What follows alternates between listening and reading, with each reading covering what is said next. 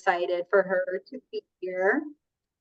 So excited for Lauren to be here, and definitely don't want to delay the conversation any longer, but I am just thrilled to have Lauren Colonna joining us. She's the founder of Ovis Creative, and as I said in the invitation, that Ovis has created materials, websites, the all the things for virtually every firm you've ever heard of. So if you're thinking of a firm, she's definitely worked with that firm. So we have a master and an expert here to talk to us about storytelling, branding, and marketing. So thank you so much for joining us, Lauren. Well, thank you, Vonetta, for having me. And, this is a perfect conversation considering your background and what you do every day to help managers, funds, and what I do. I think we'll have a very exciting and symbiotic conversation today because it's an important topic, and I appreciate you having me. So thank you again. No, definitely. Well, I guess I want to take one moment, since you mentioned that, to clarify the difference between the work that Lauren and I did. Lauren is as a career creative and is an expert in storytelling, especially in the visual sense, and particularly, how do you make sense of all of this data and all of these things? I am not a visual person at all. Yes, I am a writer, and I believe that I'm quite gifted in that way. But my background is as a limited partner, so I bring all of the juice from having been an institutional LP. Lauren has this super strong creative background within the financial services sector, so that would be another reason why people would get us confused, but differences in our backgrounds. Just to throw that out there. But let's get started. Lauren, if we can start with the concept of storytelling. Like, what does storytelling even mean, especially when it comes to deals are very numbers focused. So what does it mean to tell a story when it involves data? Sure. So first of all, storytelling is not about you, it's about the investor, right? So it's vital to think about your story through the lens of the questions that the investors need answered, right? What's the arc of that story, right? How is my fund or investment offering different from others in the space or strategy, but how will I generate returns and scale? But you have to lead them on a journey, right? That gets them excited. And that's really key. And I think a lot of people don't realize that it's about that journey or the arc of a story. And that's what storytelling is. We have to get the investors excited about the benefits versus features, which I know we talked about speaking about and driving and dialing into those two things. But we really want to, create a story, right? And we can do that, with a lot of different ways, right? You talked a little bit about data, right? One of the things I think is so critical, data is king, right? People talk about, but converting large, complex sets of data into simple conclusions. That's what people want, small snippets, right? That's not the same as dumbing down or hiding results, right? You're just focusing on what matters most to the investor, right? What benefits them. So, don't use numbers to simply decorate the story, right? You want to help it augment the story, right? So using numbers as evidence or data as illustrations, which is key, right? Data visualization and infographic design, to try to help tell the story. And we'll get into that a little bit. And using numbers to get investors' attentions, a lot of by the numbers or data that can be translated very high level into something that benefits the investor, right? Quantity is not always quality. So we like to use numbers to give voice and attention to things that are important to the investor. And I always say, a monthly return table is fine, and you want to have that somewhere in your marketing material. But what investors are looking for is more of a story of the numbers up front, right?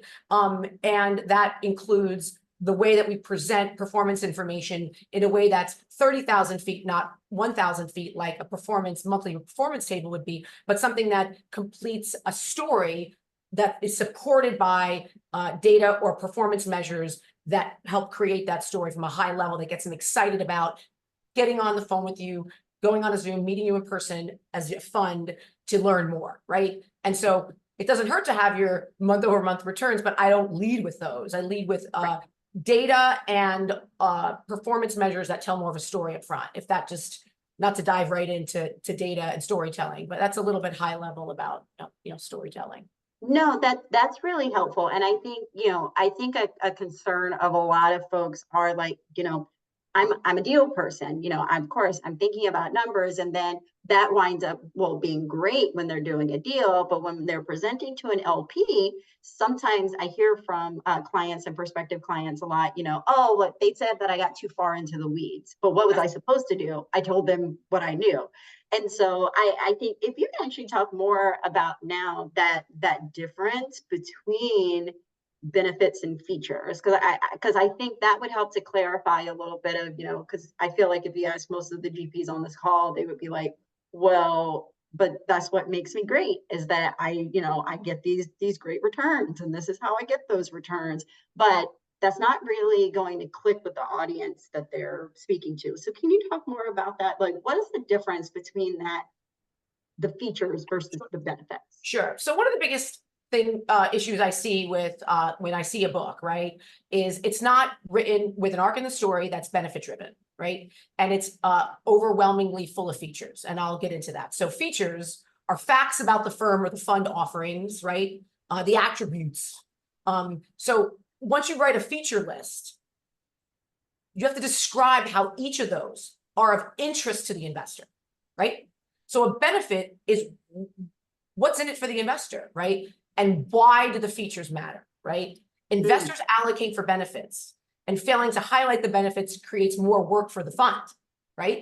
You don't just highlight the benefits, you're creating more work for yourself.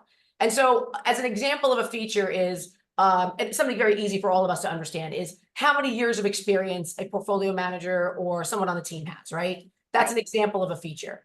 But the benefit is how his or her specific role and responsibilities have evolved over time to make him or her the portfolio manager or XYZ insert title they are today, which helps drive a more refined process, more tight risk oversight, a better portfolio construction process, right? How are they able to manage, how their portfolio management style has evolved over that time versus just 25 years of experience. So, oh my God, thank you. Because if I see another one of those, 134 years combined of experience thing, that I'm just like, that's a feature. Stop. Correct. But the benefit is like, okay, well, if you have 135 years of combined experience across 4 people, well, what were their roles and responsibilities over time, how they've evolved into the role they're in now, what they learned at those places in way of that evolution, and if they've worked together, how they created a symbiotic, collaborative approach that gives them an advantage over someone else, right? So use the advantages like those benefits to say, okay, we're different than someone else because we have these key benefits, right? That's sort of a difference between a feature and a benefit. So And thank you, because you are, well, in terms of me, you're preaching to the choir, and that is something that I emphasize of like, well, yes, it's great that you have collectively 134 years experience, but what exactly does that mean? Because none of you were investing in the 19th century, as far as I know. And if you're all relatively the same age, you have the same history in a way. So that's still not telling me anything, because it's like you've lived through the same cycles. But saying, how have you evolved as an investor, and what is the contribution to what you're bringing to an LP now? That should definitely be the focus there. So everyone, I think you can hear it from both me and Lauren. Please take out, if you have it in your materials, that you have 134 years of collective experience. Just take that out right now. And if you're going to use it right, and if you're going to have that baked somewhere, create a feature-driven illustration of why it matters, right? So it's definitely a data point that is overused because it doesn't have any support to it. But if you can support it with breaking down everyone's experience individually and how those, again, roles, responsibilities evolved, well, then you're answering the benefit-driven question for the investor, like, okay, why does that data point matter to me? Agreed. Yeah, totally. And Sherry, you make a very good point in the chat of, it's good to know how many cycles they have lived through, which is right, which is key actually now, especially because there's a lot of there used to be a point where most portfolio managers or investors have lived through a cycle or two, but it might not be the case now, right? Right. So it's important to highlight even more so what those dislocations or black swan events or, market environments they've operated through. And if they were investing capital through it, some of the things that, again, I never leave with a negative, I always leave with a positive. So you spin that negative into a positive, but what they were able to learn that made them a better, tighter risk manager, as an example, because they operated through that period and their risk parameters or controls or how they saw risk from that lens might have changed over that time, right? Yeah, that would be a great talking point for an investor as well, That makes perfect sense. This is making me think that just in terms of like a team and kind of a collective kind of personality is making me think of like a firm's brand. And we talk about, having the importance of having a strong brand. And I think sometimes it might get a little bit lost with GPs who are so focused on doing deals, as they should be. That is their job and they should be focused on that. But it is still important for them to have a strong brand. So can you tell us, like, well, I guess, what does it actually kind of fundamentally mean to have a strong brand, and why is that so important? Yeah, absolutely. Vanetta, this is a great question. I think there's branding, marketing, communications, they're all kind of like thrown together right in a bucket. And I always like to have a big picture about branding versus marketing. So, branding is macro, okay? It's what builds loyalty, right? So branding defines the value, where marketing is micro and it generates action and it monetizes the value. So branding is the what and the why, but the marketing is the how. So I always say to a client, when you think branding, think I'm architecting and managing the meaning, the experience, and the intention, right? A brand is an experience an investor is going to have with you across a lot of different aspects of their interaction, right? Whereas the marketing is outlining the specific activities and how the brand will outline a promise or a solution or a fund offering to the investors. So, branding is that promise, right? That mission, that mantra, the culture, and it's more longer term and it's trajectory. Right. And marketing is shorter term and it's the tactics. Thank you for clarifying that, because I think that is something that people get very confused. And it is also the case, I think people get confused between their brand and their logo. And obviously a logo is not a brand, it's an expression of a brand, but it is not. That's right. That brand is an experience overall, right? The logo is just one asset within that whole entire brand experience, right? Exactly. And I always say to people, Steve Jobs said a brand is an experience, and I'm sure other people have said it too, but when you think about your phone, right? You don't think about the logo of the Apple with the chip out of it, right? You think about your interaction with your device or your iPad or your computer or, your interaction with, Apple Music, maybe. I mean, I'm just giving examples. So that brand is that, that promise, the mission, the mantra, in way of a fund, also culture, right? You can put culture in there because you want people to experience the culture you're having, right? Whereas the marketing is sort of the tactics, right? And the activities around, offering that promise solution offering to an investor, right? So exactly. And I think it goes so much to differentiation. And I know I have a separate question for you about that, but like, how do you think, well, I'm trying to think of how to phrase this in such a way of like, it seems a little bit obvious that every firm would need to differentiate itself in terms of brand, but how does kind of brand go into that differentiation, which every GP is going to think about, because LPs can only invest in so many firms. And what I think I'm actually asking is how can GPs think about making their firms sticky? How do you keep that story going in an LP's mind? And is that related to brand? Yeah, I mean, they're definitely related. So I think that when you talk about brand, right, it's that promise, it's that mission, that mantra, it's that it's the benefit that you're going to, your relationship, the benefit that the relationship has to the investor itself, right? I always have said to clients, they say, well, I've got a decent pitch book and I kind of got this logo here, that's fine. And I don't really have a website, but it's a page. And I always say that's a bifurcated brand, right? It's patched together and it doesn't evoke an institutional perception from the investor side, right? So when you have a sophisticated expression of the brand, which is a sophisticated message, like we talked about, right? What's the message? What's the arc of the story? And then how does it translate into a very sophisticated pitch book, which takes less is more approach, not War and Peace on the page, which we'll talk about, and has an arc of a story, right? And is well branded as well, designed.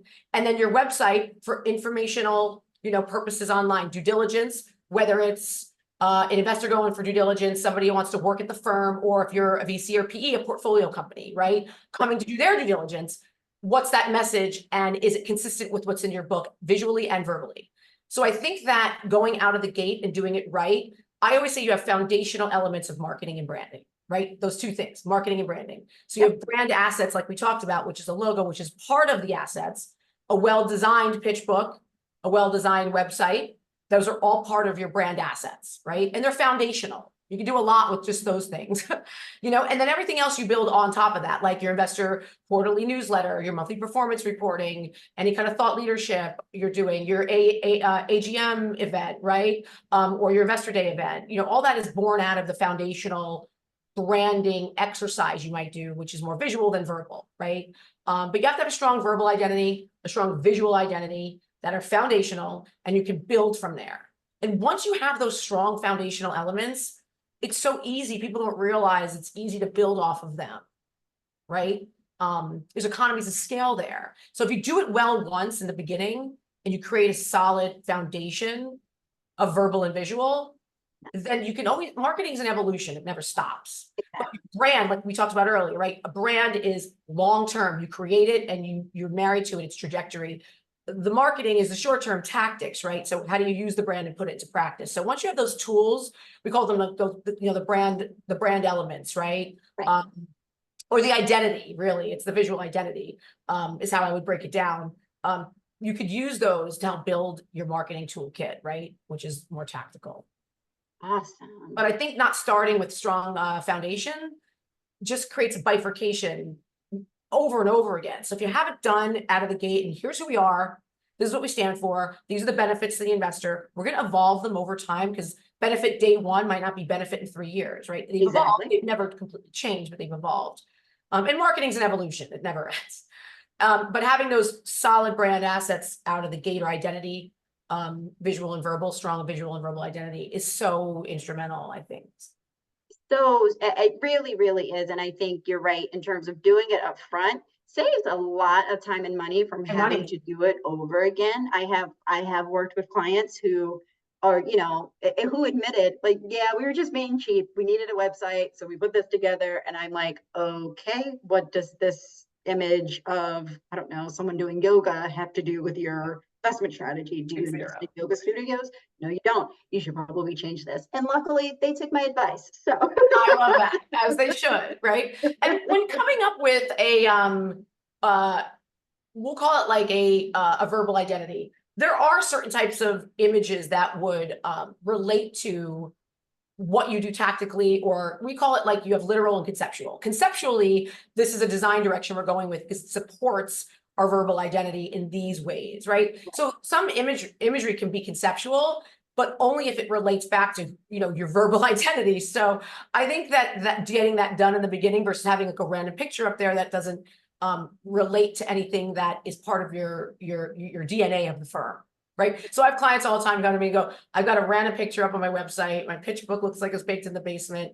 And I'm like, okay, we're going to create a holistic foundation that you can build upon that is supportive of your verbal identity and who you are and how you want to be perceived. Like, you can only control how much you can control. You can control your narrative by having a strong verbal, and you can control, visual too. And then, try to manage how people perceive you with a strong narrative and strong visuals, right?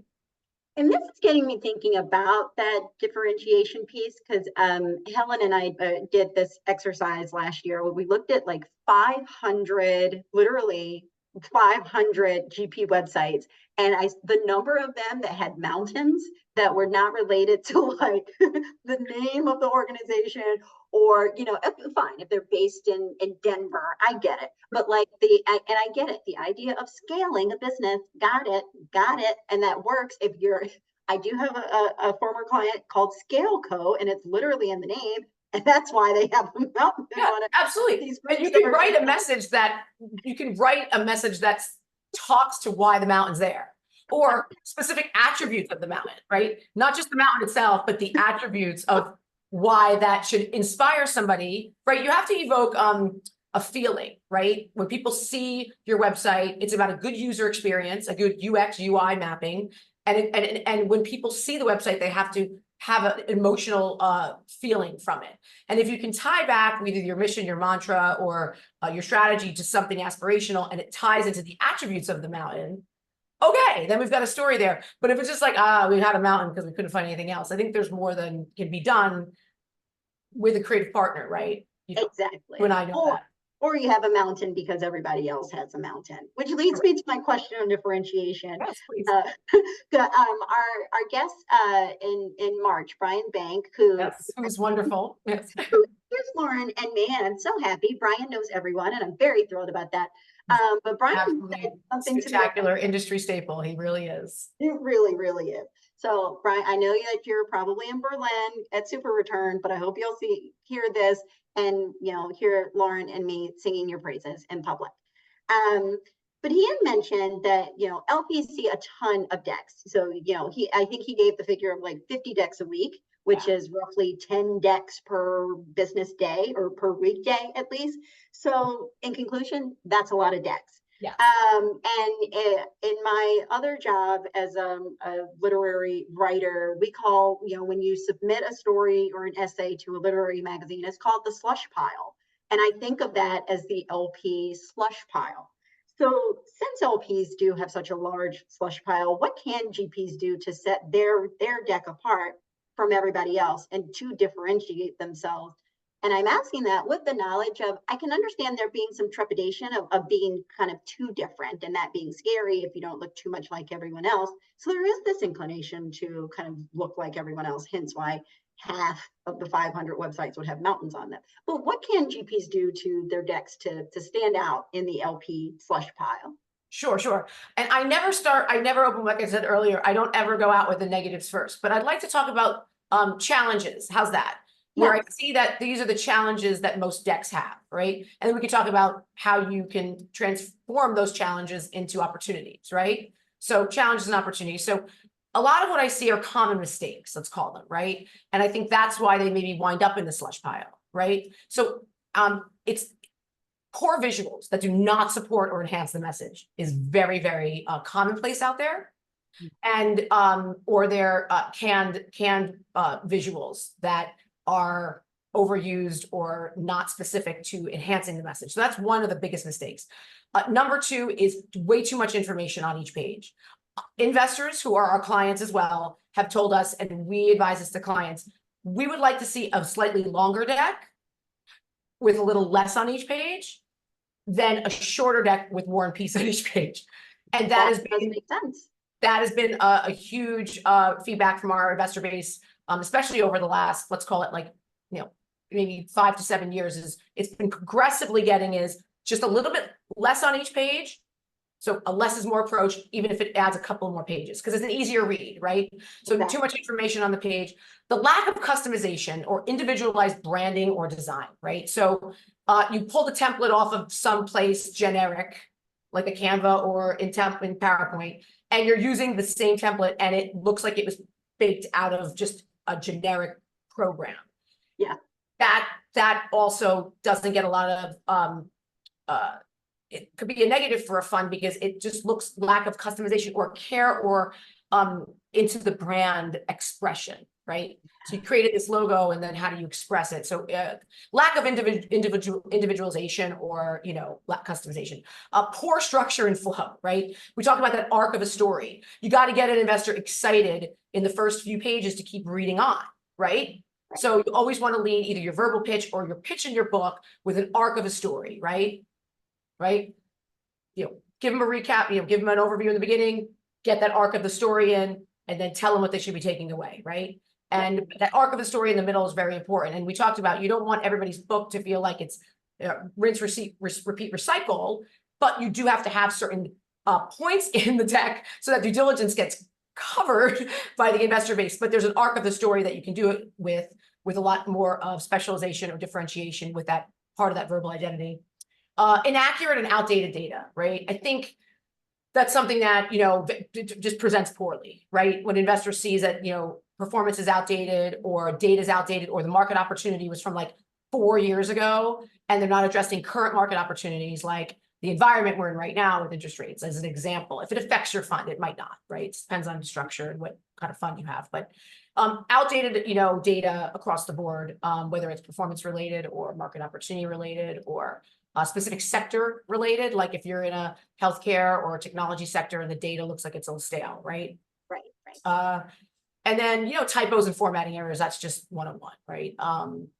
But that happens a lot and people see it. I see it when I get a deck from a client and they're already engaging me and they recognized it. So that's, but I think if a fund is working on their marketing material, I think they can think about those are common mistakes to make sure they're not doing. And so then when you actually eliminate the mistakes, you've created a more effective deck.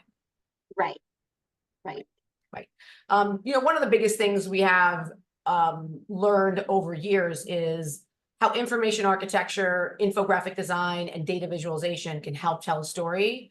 And that, I think, when you think about less is more on a page, Vonetta, like that's part of being able to tell a story with more visuals. Look, it's not like, it's not a paint by numbers book, but it's, if you tell it with more visuals that support the story, it's an easier read and it's easier to digest, right? So. That makes so much sense. And, I am, a very proud millennial who will, die with her iPhone in her hands. But but I think we can kind of speak to attention spans. They're just not as long as they used to be. And I mean, in some ways I'm dismayed as a person who hopes to write books that people will one day read, but it is true. And especially I think in thinking about, like you were saying, thinking about your audience, who are the people who are going to be looking at these decks, and they're folks who, as we've had in previous conversations, LPs they're not deal people. They're not people who are going to, really going to be digging into your data when they're doing the first screen of your deck. Right. So they might be checking a couple of boxes for someone else potentially that is interested in putting you into a group of people or funds that they are going to talk to, right? Exactly. You just don't know who's going to be doing that layer of due diligence, right? So you want to make sure that you can tell a very succinct story. And by the way, you can have a augmented appendix or addendum or, a deck that gets into the details if you need them for that next level, for sure, right? And we never want to say, don't be generic. That's the opposite, right? You want to be, right, having generic, a book is not going to get you in the room. It needs to be special, right? It needs to be special and reflective of, again, what you're bringing to the table for an investor. But our job, yours, mine, is like, we want to get our clients in the room. Right, got to get them in the room, and that means we got to go through those steps and those mistakes. I think I see a lot, and as Brian was saying, he sees so many decks, 50 plus a week. There's a lot of those common mistakes that we see weaved through them oftentimes. Exactly. And honestly, well, I can't really say when I was an LP, I looked at a deck. If I saw a typo, I cast it to the side. That isn't it. But I think it's a combination, right? Exactly. Definitely a combination of the things. And I think you are correct. It's the, again, I can't speak for most LPs, but again, they're not deal people. They're often not working around the clock. They're probably working standard business hours. If you're going to a public pension fund, it's going to be even quote unquote worse because they're government employees working just regular government hours. So, how can you make it easier? And one of those ways, I think, is to really highlight visual things, because humans process information visually before we process literally anything else. And I honestly do wonder if we are actually kind of going back to the way of cave paintings in a way of like, have we just, I think from Gutenberg here, we might have just gotten too many words. And now we're going back to these visual expressions. And those are the things that seem to be the most impactful, or at least the most memorable that I'm noticing. Yeah. You're correct, completely. And it's a very sophisticated way of doing it, right? And it's with an institutional lens on, right? For sure, you have to. But it's super important for sure. And you're right, it does I do. level of care. It speaks to the level of not just institutionality, but care. Like, how much did you care to put this together? How much do you respect the time of the person that you're presenting it to? Because you, in fact, invested time in this yourself, too. And I think on that Yeah, note, oftentimes. Yes. No, oftentimes it's the first thing that an investor is going to experience with you. Could be your marketing material or your website. It could be.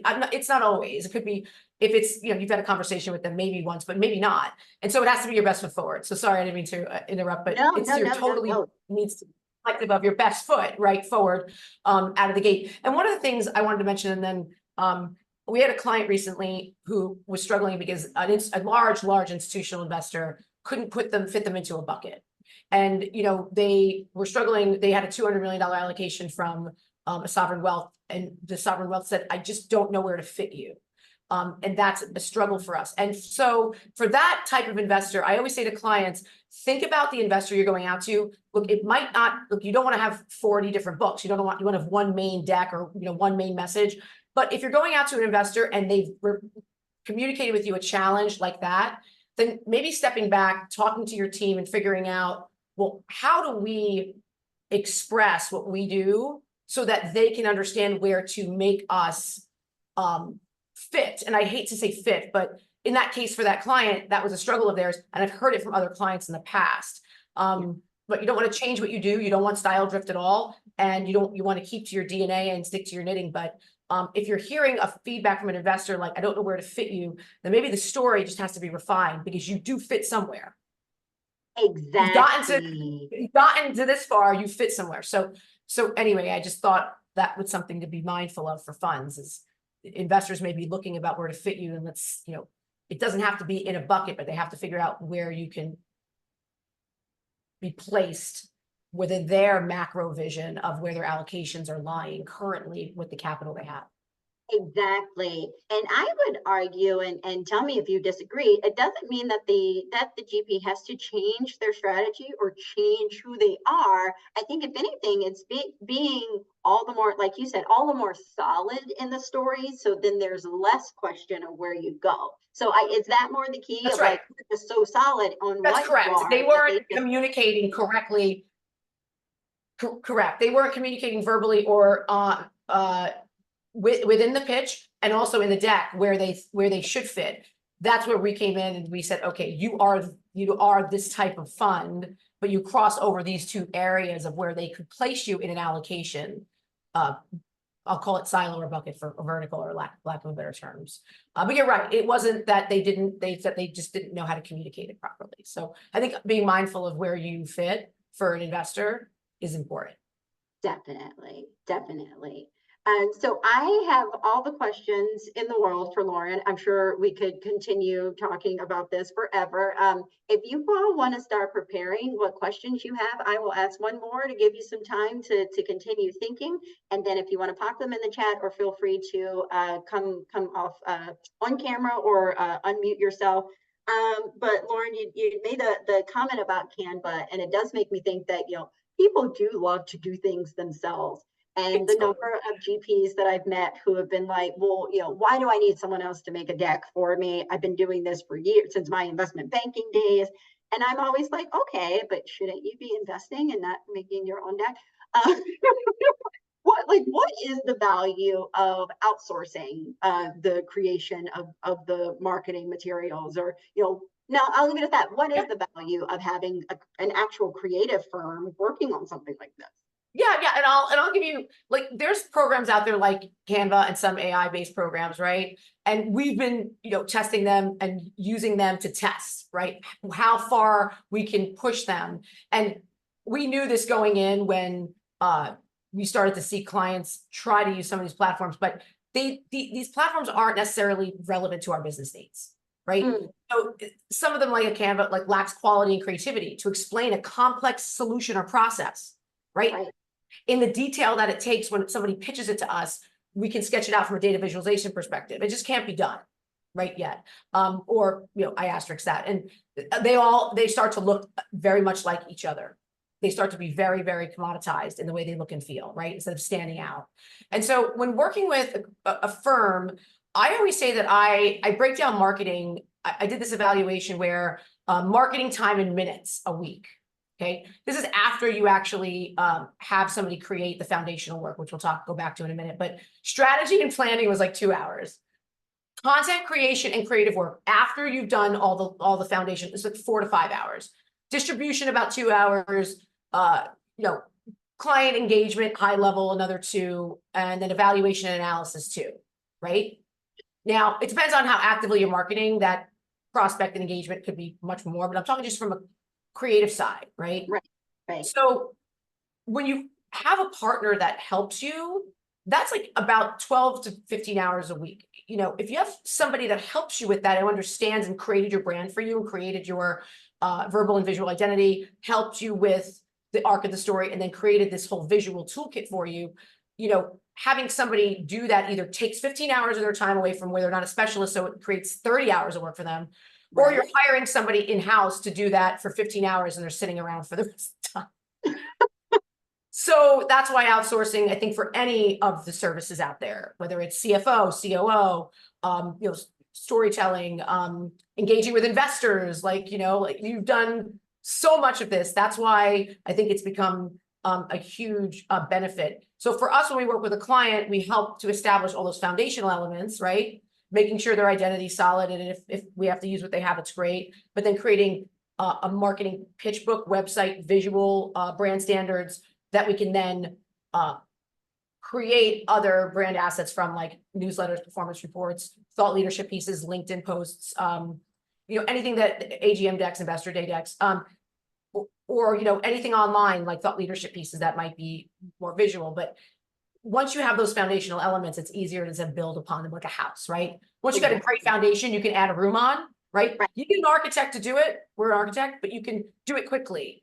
But if there's no great foundation, you're always trying to fix the foundation. You can't build upon the house, right? So exactly. And not to take this metaphor too literally, we did in fact have to repair the foundation on our actual house a couple of years ago. And let me tell you how much more expensive it was for us than it would have been for the developer we bought this house from. But that's neither here nor there, but also strengthens the point that was just made. And we want to be, partners with clients, and we very much want to give advice out. Like, how do you do the most internally once you have those tools that you can, right? So that we can be a partner when you need it, but you can be empowered by having things that are portable, but are designed like they don't look like they're portable in-house, so that your team or teams of people can help on the execution side, right? And I think that's been something that when I evolved in the industry and started the firm 15 years ago, I realized giving clients tools, but being there if they need it was the key, right? And it's creating strong, like you said, foundation, and then being there if they need a new wall painted, or if they need to put an addition on the house. So. Oh, I love house metaphors, and so I will. I'll stop myself from mentioning any other ones. And everyone, like I said, I can ask all the questions, but please, would anyone like to ask anything that comes top of mind related to storytelling or branding or marketing? Questions that you might have for Lauren. Vonetta, can you hear me? I can. I have a really glitchy Wi-Fi connection, so that's, I'll probably freeze up on you momentarily, but thanks so much for the presentation. The question that comes to my mind is that our name, people just immediately assume that they understand what we do, and they try to put us in a bucket that doesn't exist. And it takes a little bit of time, speaking of telling a story, not a long time, but it takes a little bit of time to explain the origins of this unconventional thing that we do. And we've got a deck, we've got a website. I'm sure it's all very standard stuff that people see all the time, but it's really the underlying 3-minute story that will. Oh, we did lose you. We did. Oh. Are you guys hearing me still? You look like you're frozen. We can hear you now. You can turn the camera off, Michael, if it's glitchy too. But you were saying that you have a difficult time with that short form 3-minute pitch to describe what you do. No, I don't have a difficult time with the 3-minute pitch. What I have a difficult time is getting to that 3-minute pitch where people will actually want to hear it because they see our name, they see Technology Capital Partners, and they assume that we're doing technology venture deals, and we're not. But when they have heard the 3-minute explanation, they go, oh, now I get it. But it is a very different thing, and it requires the opportunity to tell the short story that explains the origins of the way you think. Oh, that is interesting. That's very interesting. So how could they, Lauren, what kind of top of mind suggestions would you have for them to shorten the, get in the door before Yes. so that they If the name, if the name's throwing them off, Michael, I mean, what we've done in instances like this is include a line of business. I won't call it a tagline because that's not what we really call it in our industry, right? But a line of business underneath your logo or underneath anything that you do, whether it's an email and it has your signature. I would include like a line of business descriptor, which is like a few words that talks about what you are or what you're not. In this case, you want to talk about what you're not. And again, we never want to leave it negatives, but there's a creative way to do that. I would actually maybe add that line of business on everything you do, the cover of your book, but in your signature file, maybe even locked underneath your logo file. So it's on everything that you're putting out. And then so people can automatically not just disregard because of the name. You can also start to maybe abbreviate the name and then add the line of business. You can't really probably incorporate the abbreviation or the acronym, but I would, that's more of a longer term conversation about like, a brand transformation. I never like to throw the baby out with the bathwater, so I never like to change the name of a firm, but you can evolve it into something that maybe is more acronym based, and then with the brand descriptor, so that you're not automatically being, taken out of a conversation. But you don't want to also lose your brand equity that you have, because you do have brand equity in the name. So I would recommend that line of business on everything and see if it moves the needle. And it should be a descriptor, and it could be short. It doesn't have to be 3 sentences. It could be, I would say, just a very quick hit, poignant point line of business that talks about what you do or what where your focus is, and eliminates the confusion that the technology in there is only what you do, right? Yes. So how does this strike you? We have several lines like that we use. One of them is we're investors of technology, not investors in technology. There you go. That would be a perfect example of talking about what you do and what you don't do in one succinct, very poignant phrase, right? And I think that is refining that, but I think that's an unbelievable start, is getting that on everything, because then people realize, that makes more sense. Now I should think about the name. It does not define who you are. Yeah, and plus they've never heard that before. And the idea is to set a hook where they go, what the hell are you talking about? They don't get it, and then they want to hear more. That's the intent. Right. It's motivating them by, I'm curious now. Exactly. Right. Well, I love that, Michael. I love that you've thought about that already. I would put that on everything, and just make sure that it's included when you have any kind of verbal or visual outreach, that people know that that's what you do versus what you aren't only focused on or in, right? Thank you so much, Michael. It's such a great question. Great question, actually. Fantastic. Think about things. Thank you as well. Anyone else have a question for Lauren or me for us to go back and forth on? Eric, go ahead. Yeah, I had a quick question for you, Lauren.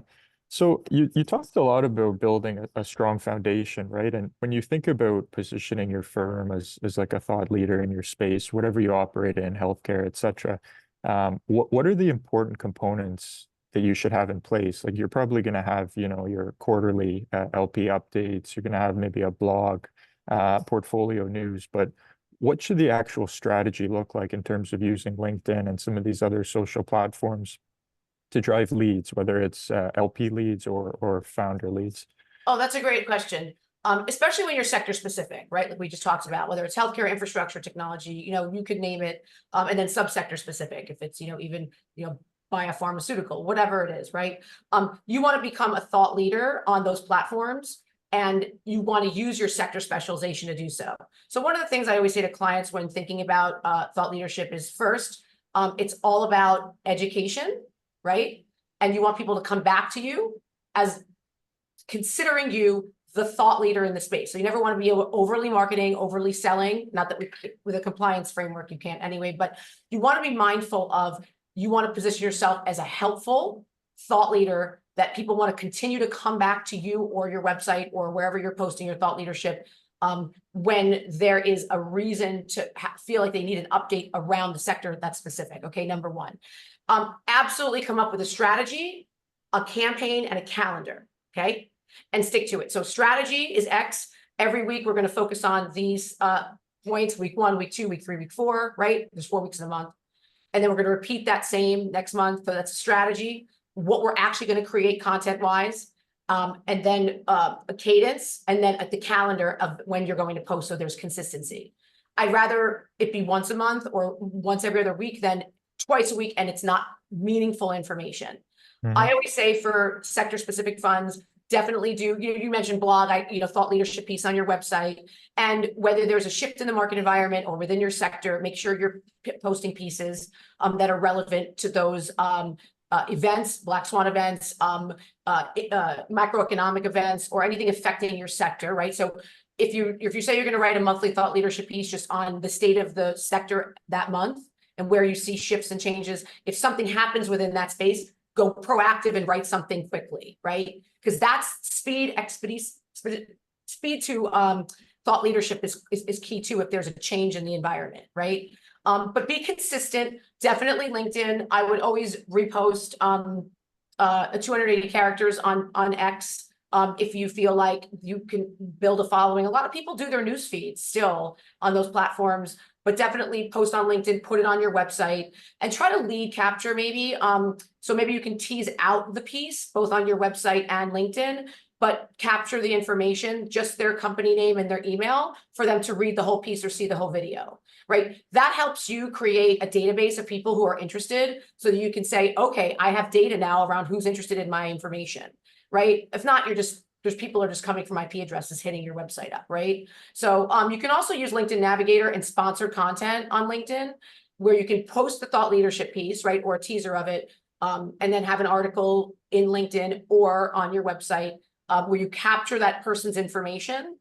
But you can also, like I said, sponsored content where you can list either their industry and their titles, of whether they're the portfolio companies or the investors, and target those individuals through some sponsored content, which I think has been very helpful for some of our clients that are looking for, different verticals of exposure. And you can set a number too in LinkedIn. It doesn't have to be like a free-for-all.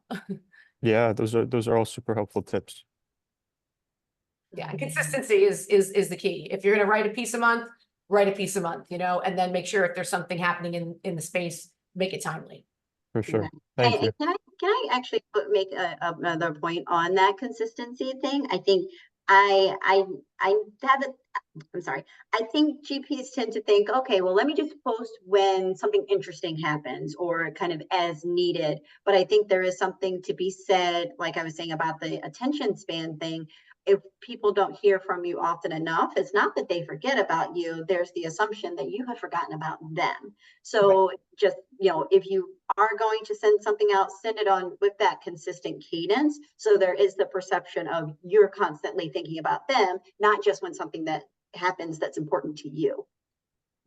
And by the way, there's something to be said for, you can post curated content too on your website. So as long as it's not from a competitive, organization, but you could have a section on your website called, Insights, which is your thought leadership. And then underneath that, industry curated content that supports your strategy, supports your vision, supports what you're trying to bring to an investor. So when they come to you or your website, they're getting your curated content that are industry specific that you found interesting, as well as your thought leadership. And so it becomes one hub for them to gain information. We have an Asia focused fund that does an amazing job of curating content that's specific to the sector, but also writing their own monthly or bi-monthly pieces, right? And then they do a webinar recap where they might have a webinar quarterly and they'll put a high level recap of that webinar up within a compliance framework and people can contact them for more information.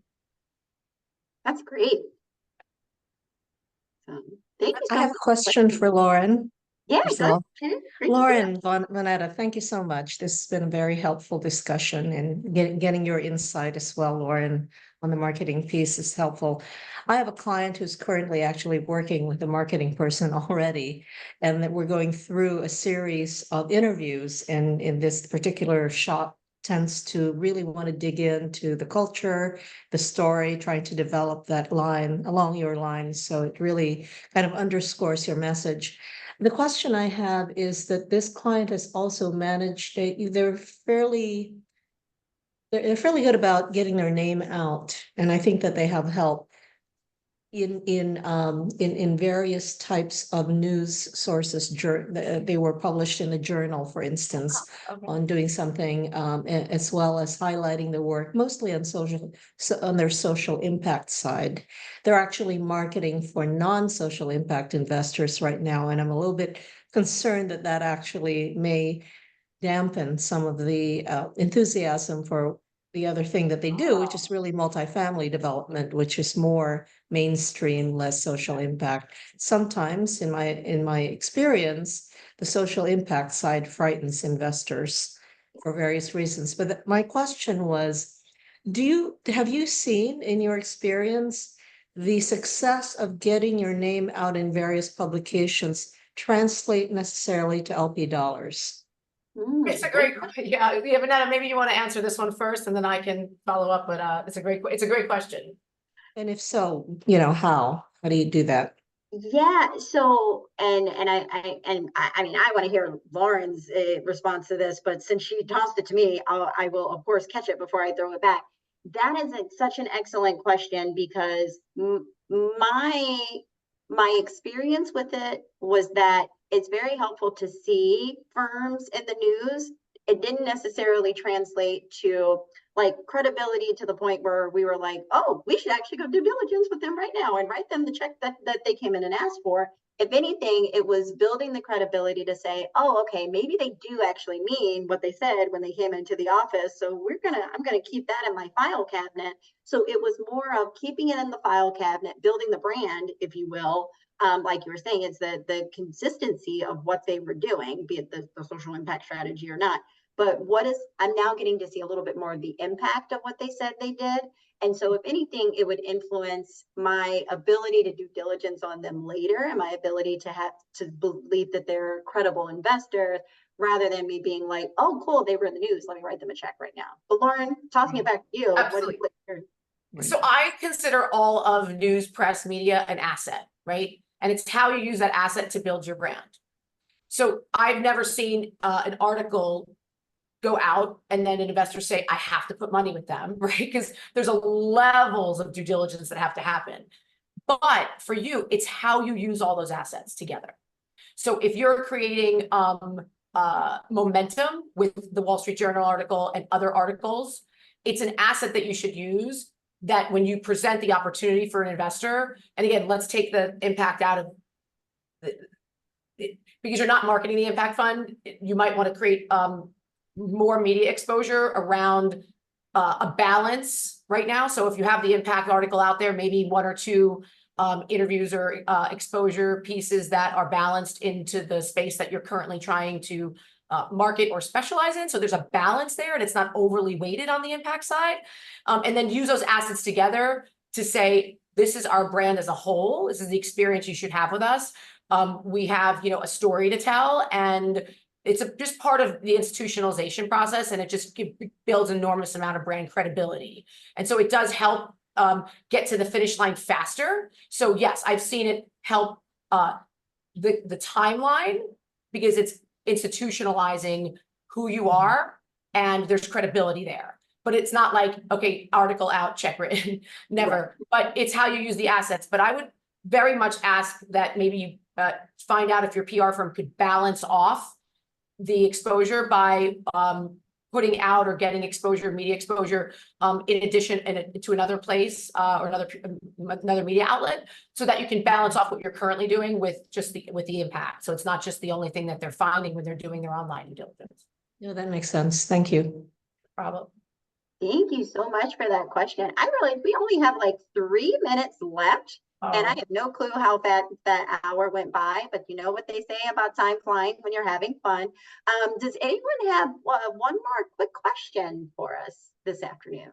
I have a super quick one. I'd be curious, and thank you both for this. I'd be curious to hear your thoughts on how you receive assets, right? And lots of assets, lots of vehicles to deliver assets, whether it's like directly attached to an email, a link to Google Drive, DocSend with the ability to download, or those expire, those sometimes require email. So it can get convoluted pretty quickly. And so from both of your perspectives, is there a preference in terms of like limiting friction and getting folks to the asset as quickly as possible? That is such a great question. Lauren, go ahead. Sure, yeah, I can answer it very high level. I think so if you're talking about document distribution, we always recommend a data room and IR engine. Whether it's on your website, and we're not talking about investor statements, which you could have, but park those with the administrator for 1 second. But if you have a data room or an IR engine on your website, we have one, there's very institutional, built for funds, data room and IR engines where people can go log in and then get document distribution. Okay, PPMs, marketing materials, quarterly newsletters, performance reports. You could even obviously pull from the administrators and have their own personal information on your websites, but I'm thinking you're mostly talking about document distribution, right? So Yes. there's a lot of data rooms out there, IR engines, data rooms, and that would probably be the best, is to have it somewhere where an investor can log in and get all that information. So there's no expiration of links. Somebody's not asking you to resend it because it's always there, right? And you can actually segment out the data room. So if you have a specific document for a specific client or investor, it's in their actual, in their vertical, in their account on your data room, which is no problem. Like you can have them siloed out. So what they're looking at is their personal document that you've uploaded for them, not just a PPM of, or an OM that's general. So you can have like a very specific data room and IR engine that you can distribute the documents through. And that's typically where I would see it most clean, because you can track, watermark, and stamp all that too. So you don't have to worry about it. You give them the link, they sign in. It's two-factor authentication, typically it should be. And they sign in with their own passwords. If they lose the password, they can reset it just like a bank. And they can go in and download those documents anytime. And you can see when they did it, if it's going to be watermarked and stamped and tracked too, and then or your CMS or your CMS system could be sending them out, but that doesn't help you if you're sending out a link and it's expiring. Yeah, I agree with that. I was going to say the lazy person in me would be like, you can just email me the deck, and I promise I won't let my 3-year-old get into my email. I promise. But I agree. Just like being real about cybersecurity, I think it is very wise to have everything come through the data room.